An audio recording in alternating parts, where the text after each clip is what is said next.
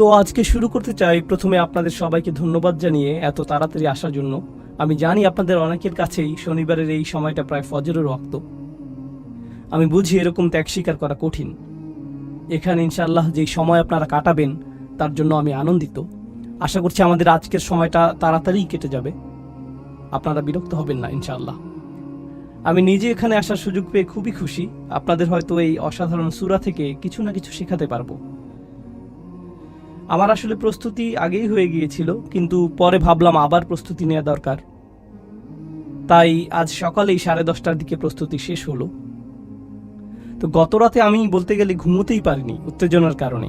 সূরা ইয়াসিন নিয়ে আমি আসলেই এত উত্তেজিত যে যত দূর সম্ভব করতে চেয়েছি। যদিও আমার সর্বোচ্চ প্রচেষ্টাও কোরআনের অসীম প্রজ্ঞার কাছাকাছিও যেতে পারবে না। তো আজকে শুরু করতে চাচ্ছি আজকের প্রোগ্রামের ছোট একটা পরিচিতি দেবার মাধ্যমে। শুধু আজকের সময়সূচি বা বিরতি এগুলো না, বরং আমরা আসলে কি করব আর কিভাবে আমি এই সূরার অধ্যয়ন করেছি সেই বিষয়।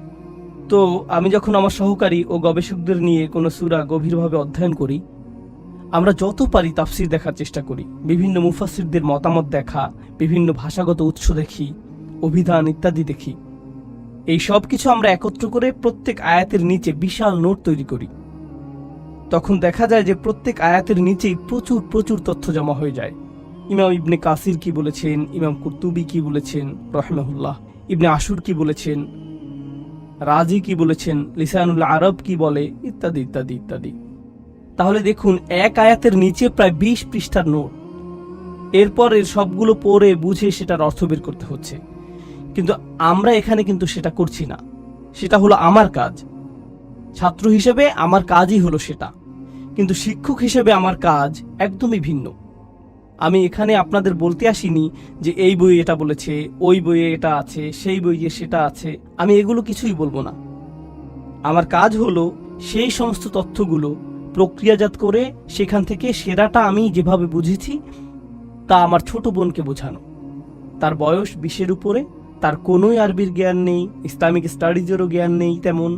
আমাকে এই সমস্ত জিনিস একত্র করে মহান ইমামদের কথাগুলো, অসাধারণ বুঝগুলো নিয়ে এমনভাবে বলতে হবে যেন এখানে অডিয়েন্সের মধ্যে বসে থাকা কোনো অমুসলিমও সেটা বুঝতে পারে। তো কাজটি কিন্তু অনেক কঠিন। মানে ভারী এসব একাডেমিক বিষয় নিয়ে সহজে বোঝার মতো ভাষায় ব্যাখ্যা করা, তাই না? তাই আপনারা দেখবেন যে আমি অনেক মুফাসসিরদের উক্তি টানছি না। আপনাদের অনেকেরই ইসলামিক স্টাডিজের ব্যাকগ্রাউন্ড আছে, তাই আপনারা আমাকে অনেক অনেক বেশি তাফসির বা কোনো সাহাবী কি বলেছেন বা কোন হাদিসের ইসনাদ কেমন এইসব উল্লেখ করতে দেখবেন না। তাই ভাবতে পারেন এই সবই হয়তো বানিয়ে বলা, কিন্তু সেগুলোর ভিত্তি আসলেই আছে। আর আমার উদ্দেশ্য হলো, যেহেতু এই সমস্ত গবেষণা সংকলিত হচ্ছে, তাই আজকের মতো বক্তব্যগুলো সেসব নোটের সম্পূরক হতে পারে।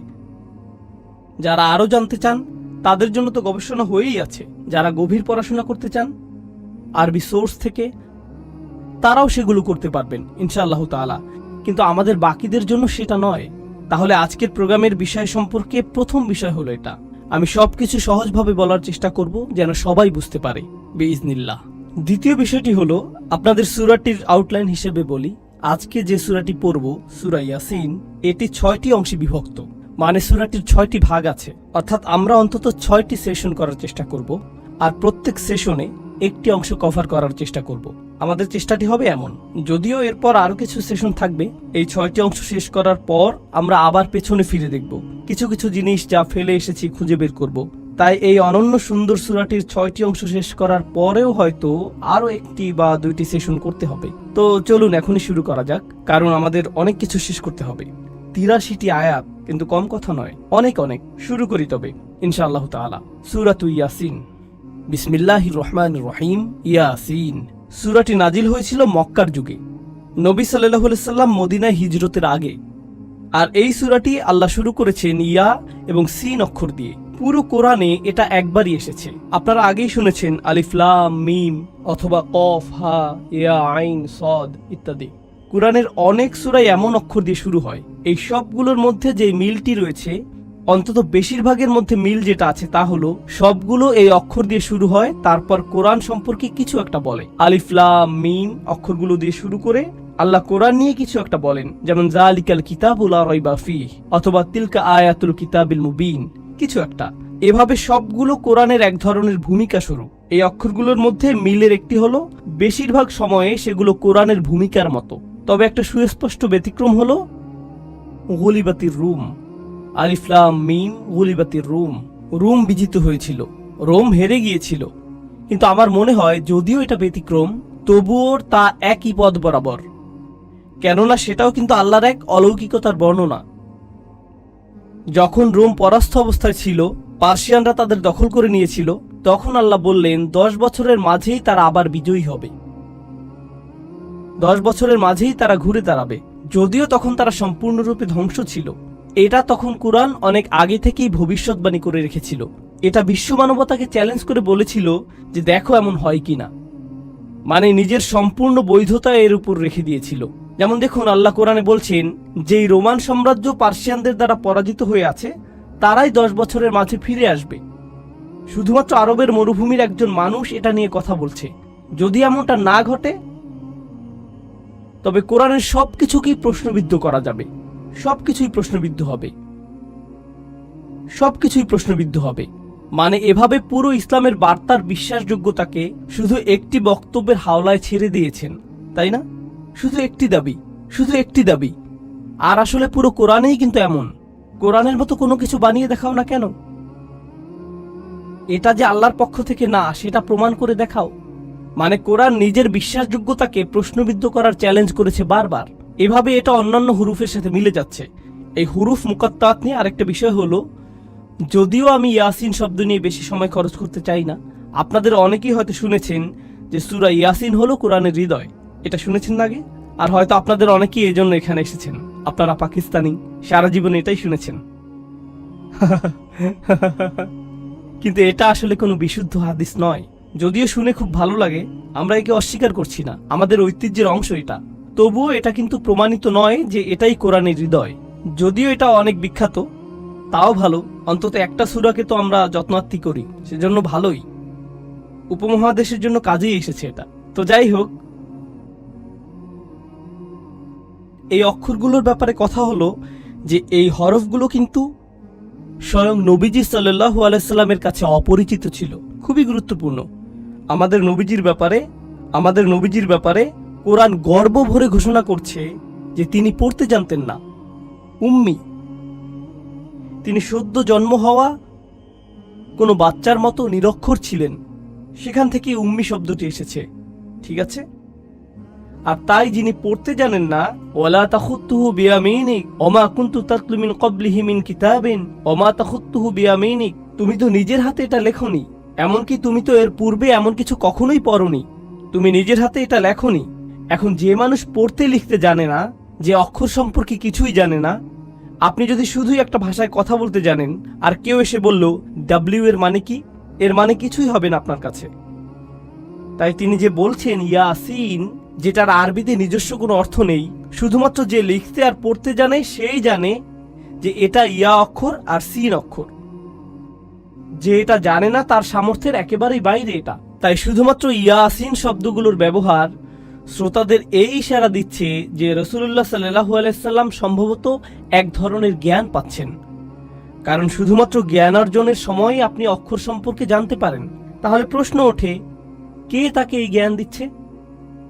কারণ যদি বলেন যে তাকে কেউ শেখাচ্ছে, তিনি এই অক্ষরগুলো শিখছেন, তখন প্রশ্ন আসবেই যে শেখাচ্ছেটা কে তাহলে? তাই প্রত্যেকবার এই অক্ষরগুলো আসলেই প্রশ্ন ওঠে, কে তাকে এসব শেখালো, কে শেখালো এটা? আর প্রত্যেকবারই আল্লাহ কি করেন? অন্তত একটা ব্যতিক্রম বাদে তিনি কি করেন? কে শেখালো তার উত্তর দিয়ে দেন। এই বইটি ওহী শিখিয়েছে, আল্লাহ থেকে এসেছে এটা। তো এগুলো ছিল ইয়াসিন শব্দ নিয়ে কিছু কথা। এখন চলুন বিষয়বস্তুর কেন্দ্রে আসি। এটাই শুরু থেকে শেষ পর্যন্ত থাকবে। এই আয়াতেই আমরা বারবার ফিরে আসবো। ওয়াল কুরআনিল হাকিম, আল্লাহ ওয়াদা করছেন, আল্লাহ বলছেন আমি ওয়াদা করছি, ওয়া অক্ষরটি এভাবেই অনুবাদ করছি, আমি কোরআন হাকিম দ্বারা ওয়াদা করছি। প্রজ্ঞাময় অনুবাদ করছি না, এখানে অনুবাদ করছি যে আমি কোরআন হাকিমের ওয়াদা করছি। আপনাদের অনেকেই এখনো আরবি জেনে না থাকলেও সমস্যা নেই, হাকিম শব্দটি আপনাদের ব্যাখ্যা করে দিচ্ছি, কারণ এর ভূমিকা ব্যাপক। তার আগে বলুন তো, প্রজ্ঞাময় কোরআন, কোরআন হাকিম দিয়ে আল্লাহ কি করছেন? তিনি বলছেন এটা দিয়ে কসম করছেন। তাই কোনো কিছু দিয়ে কসম করার মানে কি? আমাদের বুঝতে হবে কেন তিনি এটা করবেন। কোরআনের কোনো কিছু নিয়ে কসম করাতে বিশেষত্ব আছে। কোনো কিছু নিয়ে কসম করার ক্ষেত্রে কোরআনের অনন্যতার বিষয়টি আপনাদের দেখাবো আমি। কারণ আপনিও তো কসম করি, আয় হায় আল্লাহর কসম আমি তোকে, তাই না? আমরাও এমন করি, কিন্তু যখন কোরআন করে সেটার কারণটা হয় অসাধারণ। এজন্য আমি আপনাদের এটা বোঝাতে চাচ্ছি। প্রথমত, কোরআন এটা করে আপনাদের মনোযোগ আকর্ষণ করার জন্য, আপনার মনোযোগের জন্য। আর এই মনোযোগটা আকর্ষণ করে অসাধারণ কোনো কিছুর ব্যবহারের মাধ্যমে, যেটা নিয়ে আপনি ভাবতে পারেন।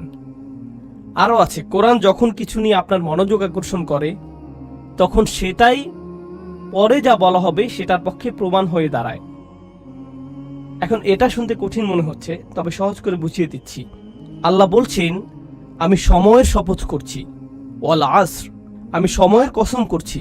আপনারা বলতে পারেন সমস্যা নেই, হালাল, এটা খুতবা নয় যে পুণ্য কাটা যাচ্ছে। ওকে, তো তিনি শপথ করছেন কিসের? সময়ের। এর মানে হলো সময়ের শপথ করে যেন তিনি বলছেন, আমি স্বয়ং সময়কে প্রমাণ হিসাবে উত্থাপন করছি, আমি সময়কে প্রমাণ বানিয়ে দিচ্ছি। কিসের প্রমাণ? ইন্নাল ইনসানা লাফি খুসর, যে নিঃসন্দেহে মানুষ ক্ষতির মধ্যে আছে। মানুষ যে ক্ষতির মধ্যে আছে তার সবচাইতে বড় প্রমাণই হলো সময়। দেখলেন? তাহলে পরবর্তী যেই বক্তব্য আসছে সেটাই শপথ হিসেবে প্রমাণ হলো। তাই যখন আল্লাহ বলেন ওয়াল কুরআনিল হাকিম, তখন কোরআনকে প্রমাণ হিসেবে আনা হচ্ছে। একে প্রমাণ হিসেবে আনা হচ্ছে। যেভাবে সময়কে প্রমাণ হিসেবে আনা হয়েছিল, তেমনি কোরআনকেও কোনো কিছুর প্রমাণ হিসেবে আনা হচ্ছে। তবে আগে কুরআনিল হাকিম নিয়ে কথা বলে নেই। আরবিতে আল হাকিম শব্দের তিনটি অর্থ আছে। এর তিনটি অর্থ হতে পারে। প্রথমটি আমি বাদ দিয়েছিলাম তখন, প্রজ্ঞা। কোরআন প্রজ্ঞাতে পরিপূর্ণ। দেখুন, প্রজ্ঞা বার্ধক্যের সাথে আসে, খুবই জটিল ভাষায় প্রজ্ঞা প্রকাশিত হয়। প্রাসঙ্গিক হলে তবেই মানুষ প্রজ্ঞাকে উপলব্ধি করতে পারে। অর্থাৎ আমার প্রজ্ঞাময় কোনো কথা যদি আপনার মাথার উপর দিয়ে চলে যায়, তবে একে আপনি কখনোই প্রজ্ঞা মনে করবেন না। তবে আমার কোনো উপদেশ যদি আসলে আপনার উপকারে আসে, তবেই আপনি এই প্রজ্ঞাকে উপলব্ধি করতে পারবেন। এজন্য প্রজ্ঞা বুঝতে হলে তাকে প্রাসঙ্গিক হতে হবে।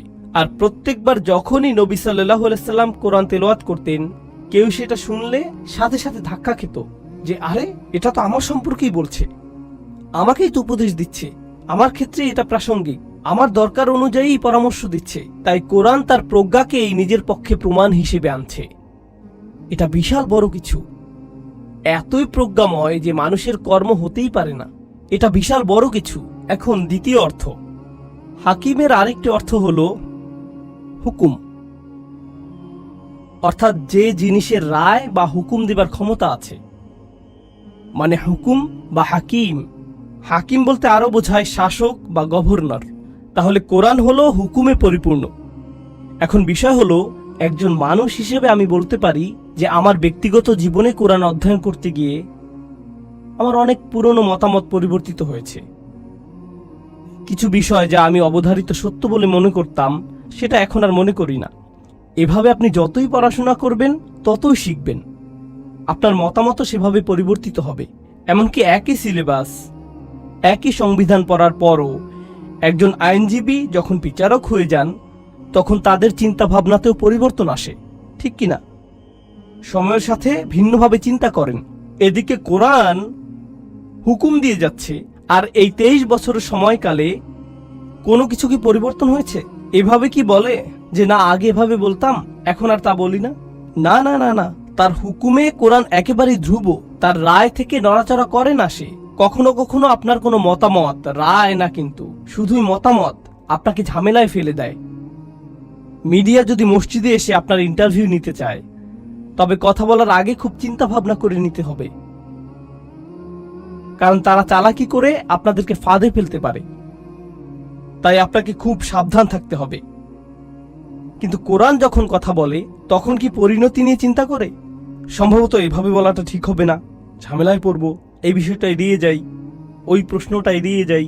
কোরআন সরাসরি বলে দেয়, স্পষ্ট রায় দিয়ে দেয়, স্পষ্ট রায় দিয়ে দেয়, যেন কর্তৃত্বের স্থান আছে তার।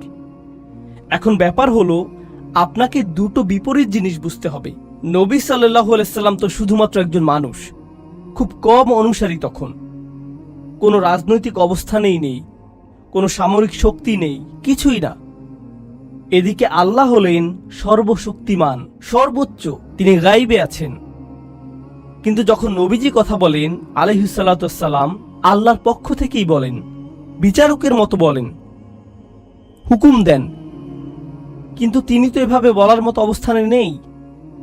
তিনি তো কোনো গভর্নর নন, লোকদের শাসক নন, তিনি ক্ষমতার অবস্থানে নেই। কিন্তু কথা বলবার সময় এমনভাবে বলেন যেন তারই হাতেই ক্ষমতা, কারণ তিনি আল্লাহর পক্ষ হতেই বলছেন। এখন কারো যদি ক্ষমতা না থাকে, তবু ক্ষমতাশালীদের মতো কথা বলে, তখন সে সমস্যায় পড়বেই। আপনার হাতে ক্ষমতা না থাকলে ওভাবে কথা বলতে পারবেন না। কিন্তু এই কোরআন প্রতিনিয়ত রাসূলুল্লাহ সাল্লাল্লাহু আলাইহি সাল্লামের মুখ থেকে এভাবেই বলে যাচ্ছে। কখনো কখনো কোনো ছাত্র হঠাৎ করে শিক্ষকের বিরুদ্ধে কথা বলে ফেলে, কিংবা কোনো কর্মচারী তার বসের বিরুদ্ধে আওয়াজ তুলে ফেলে, কিংবা ধরুন আদালতে বসে থাকা কোনো বাদী বিচারকের বিরুদ্ধে আওয়াজ করে বসলো, বা পুলিশ অফিসার তার স্বর উঁচু করে চিফের বিরুদ্ধে কথা বলল, বা হোয়াইট হাউসের কোনো কর্মচারী প্রেসিডেন্টের বিরুদ্ধে বলে উঠল। এরকম একবার হতেই সে ক্ষমা চাওয়া শুরু করে, সরি সরি সরি সরি, আমি বুঝতে পারিনি। এমন হয় কি না? এমন হয় কি না? কিন্তু কোরআনের বেলায় সে স্বর উঁচু করছে, সেখানে ক্ষমতাশালীরা আবার এত রেগে যাচ্ছে, কিন্তু কোরআন কি ক্ষমা চায়? না, আবারও বলে, এরপর আবারও বলে। এটা হলো হাকিম শব্দের দ্বিতীয় অর্থ। কোরআন কর্তৃত্বপূর্ণ, কোরআন রায় প্রদান করে, কোরআন কারোই পরোয়া করে না, প্রত্যেকবার একই কাজ করে। দ্বিতীয়টি হলো এটি হুকুম দেয় কোনো পরোয়া ছাড়াই। আর তৃতীয় অর্থটি হলো আমার সবচেয়ে পছন্দ, এটা ইহকাম বা মুহকামের সাথে সম্পৃক্ত।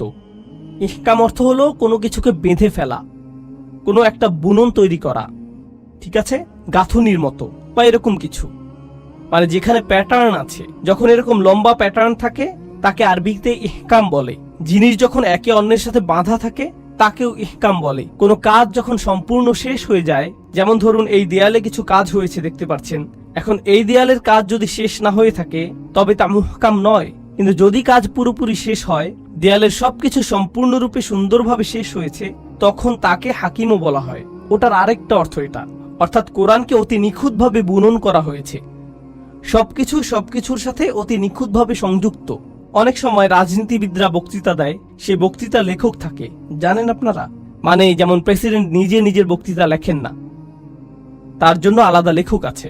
কিন্তু তার প্রতিপক্ষ 5 বছর আগের কোনো বক্তব্য দেখিয়ে সেখান থেকে একটি অংশ নিয়ে বলতে পারে, 2010 সালে আপনি এটা বলেছিলেন, কিন্তু এখন বলছেন উল্টো, যদিও তখনও আরেকজন বক্তৃতা লেখক ছিল, কিন্তু সে ভুল করে ফেলেছে।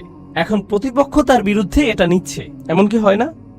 কিন্তু দেখুন কোরআনের বুনন কত শক্তিশালী ও নিখুঁত। আপনি বলতে পারবেন না যে ওখানে এটা বলছে আবার এখানে এটা বলছে, সবকিছুর নিখুঁত সংযোগ আছে।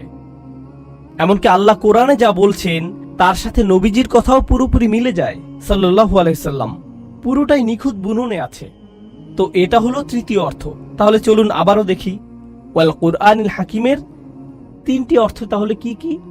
প্রজ্ঞা, এটা হুকুম দেয়, আর নিখুঁত বুননে বিদ্যমান। সবকিছু একে অপরের সাথে নিখুঁতভাবে সংযুক্ত, কোনো শিথিলতা নেই এখানে, এমন কোনোই শব্দ নেই যেটা ভুলে পড়ে গেছে। সবকিছু গাঁথনি নিখুঁত, একদম ঠিক অবস্থানেই আছে। অতিরিক্ত নিখুঁত এই কোরআন। এই সবকিছুই আবার অন্য কিছুর প্রমাণ। এগুলো কিসের প্রমাণ? প্রমাণ এটাই যে কোনো সন্দেহ নেই আপনি, অর্থাৎ মুহাম্মদ সাল্লাল্লাহু আলাইহি সাল্লাম, নিঃসন্দেহে যাদের পাঠানো হয়েছে আপনি তাদের একজন। এই কোরআনই চূড়ান্ত প্রমাণ যে এটা আপনার নিজের বানানো কিছু নয়, কোনোভাবেই এটা আপনার নিজে নিজে করা সম্ভব না। এখন আমাদের বুঝতে হবে কেন এই প্রমাণ। কারণ একজন মানুষের তুলনায় কোরআনের প্রজ্ঞা অতিরিক্ত বেশি, এটা অসম্ভব। এর মধ্যে কর্তৃত্বের অবস্থান হতে হুকুম এতই বেশি যে কোনো একজন মানুষের পক্ষে তা সম্ভব নয়। বছরের পর বছর, দিনের পর দিন নিজেকে আরো আরো বেশি বিপদে কোনো মানুষই ফেলে না। কোনো মানুষ কথা বলার কারণে ঝামেলায় পড়লে পরের দিন আরো বেশি কথা বলে নাকি কম কম কথা বলে, চেপে যায়, অথবা বিষয় বদলে ফেলে, কিংবা অন্য কোনো শহরে চলে যায়। অথচ তিনি একই লোকদের কাছে বারবার যাচ্ছেন, তারা আরো আরো বেশি করে অপমান করেই যাচ্ছে, শুধু আপনি চান বলে এমন করছেন তা হতেই পারে না। আপনি একা নন, আপনাকে পুশ করা হয়েছে, আপনাকে মিশন দেয়া হয়েছে সাল্লাল্লাহু আলাইহি সাল্লাম। আর 3 নম্বরটা ছিল যে অন্য কোনো কথার মতোই নয়। ব্যাপারটা যোগাযোগ মনোবিজ্ঞানের দৃষ্টিকোণ থেকে বোঝার চেষ্টা করুন। খুবই মজার জিনিস, ঠিক আছে? এই মুহূর্তে আমি আপনাদের সাথে কথা বলছি, পড়ছি না। কিন্তু যদি কোনো তাফসিরের বই খুলি বা ধরুন গুগল গ্লাস পরে আছি, লেখাগুলো স্ক্রল করছে চোখের সামনে, সেখান থেকে তাফসির পড়ছি, বা শেক্সপিয়ারের কিছু মুখস্থ করেছি, সেটা আপনাদের মুখস্থ বলছি, আপনারা কি বুঝবেন না যে ওটা আমার বক্তব্য নয়? কি বুঝতে পারবেন না যে ওটা আসলে আমার কথা বলছি না, বরং পড়ছি? বুঝতে পারবেন তো? কারণ আমি যেভাবে কথা বলি, যেভাবে শেক্সপিয়ার কথা বলে, বা যেভাবে সংবিধান কথা বলে, বা আমার নিজের রচনা যেভাবে বলে, সবই ভিন্ন ভিন্ন। বরং আমি যেভাবে কথা বলি সেভাবে তো লিখিও না। আমার লেখাগুলো তো আরো অনেক বেশি ফর্মাল, আর যখন কথা বলি সেটা অনেক ইনফর্মাল। নবী সাল্লাল্লাহু আলাইহি সাল্লামের কাছে কি কাগজ আছে? না। আর থাকলেও কিছু যায় আসে না, কারণ জানেন যে তিনি পড়তে পারতেন না। কিন্তু তিনি যখন কোরআন তেলাওয়াত শুরু করেন, প্রত্যেকেই বুঝতে পারে যে এর গাঁথুনি এতই শক্ত যে সেখানেই কোনো আচ্ছা, আবার রিপিট করি, এমন কিছুই নেই। মানুষের কথার তুলনায় কোরআন অতিরিক্ত নিখুঁত। তিনি বলছেন না, অন্য কেউ এটার রচয়িতা। তো এখন এই আয়াতে আরেকটা জিনিস বোঝার আছে, তা হলো আল্লাহ বলছেন আপনি তাদের একজন যাদেরকে প্রেরণ করা হয়েছে। কিন্তু এখানে তো প্রশ্ন চলে আসে, সেই প্রশ্নটি হলো কে প্রেরণ করেছে? আল্লাহ তো বলেননি ইন্নাকা লামিনাল মুরসালিনা মিনাল্লাহ। তিনি তো মিনাল্লাহ যোগ করেননি। তিনি তো বলেননি যে আপনি আল্লাহর পক্ষ হতে প্রেরিতদের একজন। আল্লাহকে এখানে উল্লেখ করা হয়নি, শুধুই উল্লেখিত হয়েছে যে এটা হচ্ছে কোরআন, অবিশ্বাস্য এক তেলাওয়াত, এটা হিকমতে পরিপূর্ণ, হুকুম দেওয়ার ক্ষেত্রে প্রচন্ড সাহসী, প্রচন্ড শক্ত গাঁথুনি এর। এটা তার পক্ষ থেকে হতেই পারে না, কেউ না কেউ তাকে প্রেরণ করেছে। আমরা এখনো জানি না তিনি কে, বুঝতে পারছেন? তাহলে রহস্য তৈরি করা হয়েছে, তবে উত্তর দেয়া হয়নি এখনো। আর সামনে আগানোর আগে আরেকটা জিনিস বলতে চাই,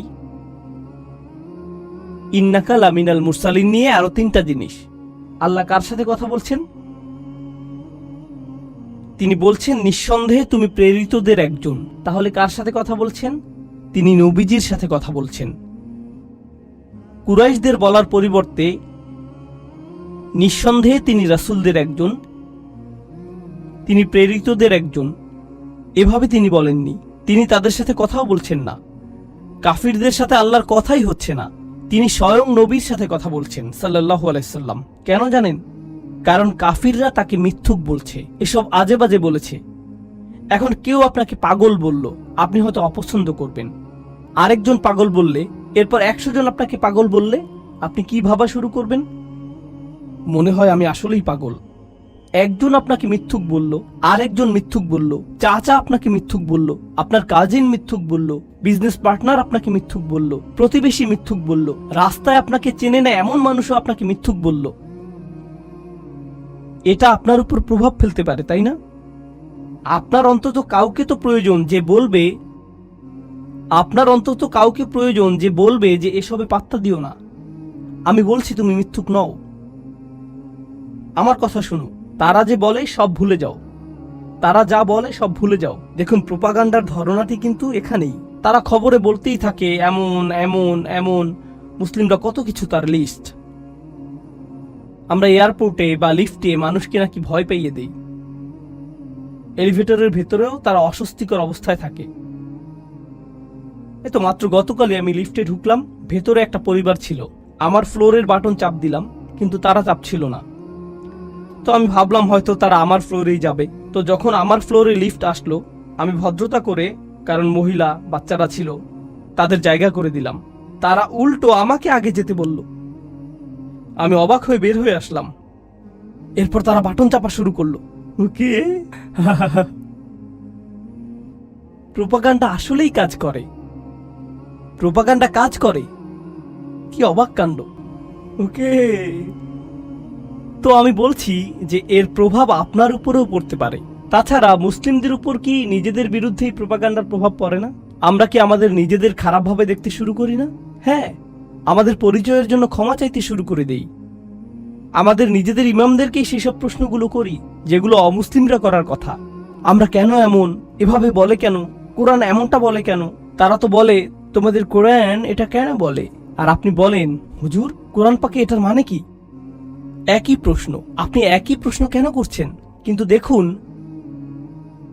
কিন্তু দেখুন নবীজিকে কি বলা হচ্ছে সাল্লাল্লাহু আলাইহি সাল্লাম, আপনার অন্য কারো থেকে সার্টিফিকেট নিতে হবে না।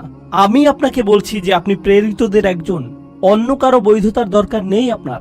আমি বৈধতা দিচ্ছি, সেটাই আপনার জন্য যথেষ্ট। অন্যদের চাপের কথার কোনো দরকার নেই। এখন আমার তৃতীয় পয়েন্টে আসছি।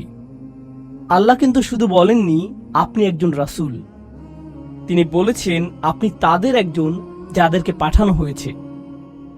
এর অর্থ কি? এর অর্থ হলো তিনি একা নন। কারণ যদি বলি আপনি মুসলিমদের একজন, তখন তার মানে হবে অনেক মুসলিম আছে।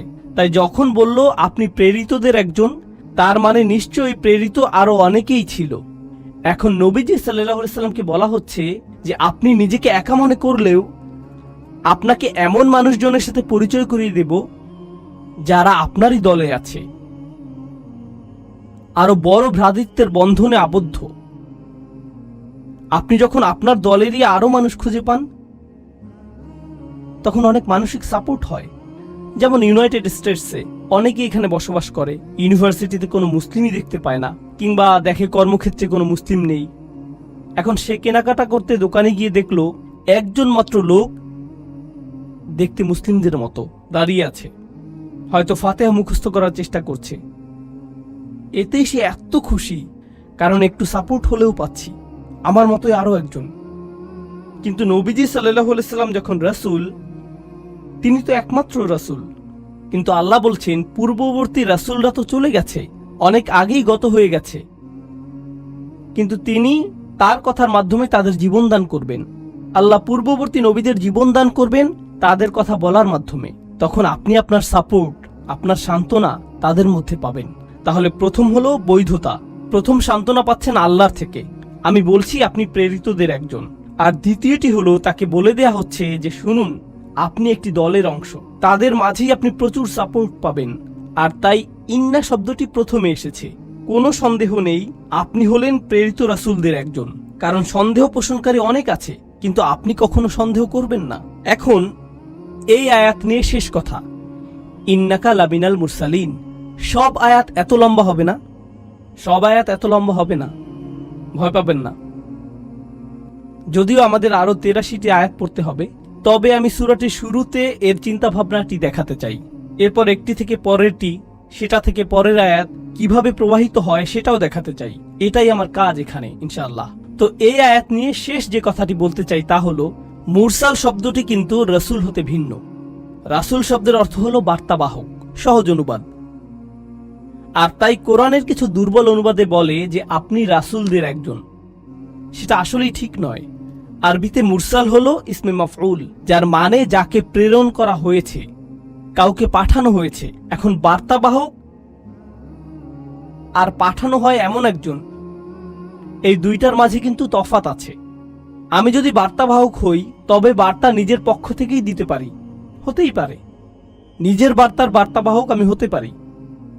কিন্তু যদি আমি প্রেরণকৃত হই তাহলে এর অর্থ দাঁড়ায় আমার বার্তাটি অন্য কারো কাছ থেকে এসেছে, অন্য কারো কাছ থেকে এসেছে, আমার পক্ষ থেকে নয়। আমাকে এটার দায়িত্ব দেয়া হয়েছে। এখন তাই নবীজি সাল্লাল্লাহু আলাইহি সাল্লামকে বলা হচ্ছে যে নিঃসন্দেহে আপনি সেই দলের মানুষদের একজন যাদের একটি দায়িত্ব দেয়া হয়েছে, আপনাকে একটি মিশনে পাঠানো হয়েছে। আপনি এটা পছন্দ করেন বলে বা চান বলে বা অন্য কোনো এজেন্ডা আছে বলে তেলাওয়াত করছেন না, বরং আপনার প্রাথমিক উদ্দেশ্য হলো আল্লাহর বান্দা হওয়া আর তার আদেশ পালন করা। তিনি এই কিতাব শুরু করেছেন ইকরা বিসমি রাব্বিক, আপনার রবের নামে পড়ুন, কর্তৃত্বের পদে থেকে। তাই আপনি কথা বলা মানেই আল্লাহর কর্তৃত্বের অধীনে থাকা। এই ব্যাপারটা পরে খুবই জরুরি হবে যখন আমরা পরের আয়াতে যাব। তাই নবীজি সাল্লাল্লাহু আলাইহি সাল্লামের এই দায়িত্বের ব্যাপারটি তখনই বলবো। এখানে শুধু তাকে সান্ত্বনাই দেয়া হচ্ছে না, বরং তিনি মিশনে আছেন সেটাও মনে করিয়ে দেয়া হচ্ছে। কোনো কাজে আপনার দায়িত্ব কঠিন হলে দুটো জিনিস লাগে, আপনাকে সাহায্য করার, সমর্থন দেবার জন্য কাউকে লাগে। সে বলবে যে আমরা পারবো, এটা করতে পারবোই, আমি আছি তোমার সাথে, কোনো সমস্যা নেই। যে শুনুন, আপনার হাতে আর মাত্র 4 ঘন্টা সময় আছে, দ্রুত কাজ শেষ করুন। এই আয়াতে সেটাও করা হয়েছে। তার মানে আপনার দায়িত্ব সম্পন্ন করার 2টা দিক এখানে করা হয়েছে। একদিকে সাহায্য, সান্ত্বনা, বৈধতা, আবার অন্যদিকে মনে করিয়ে দেয়া যে শুনুন, এই কাজ করতে হবে। আমি জানি কাজটি কঠিন, কিন্তু এটা আমরা করতে পারবোই। এই বিষয়ে এটা ছাড়া কোনো বিকল্পই নেই।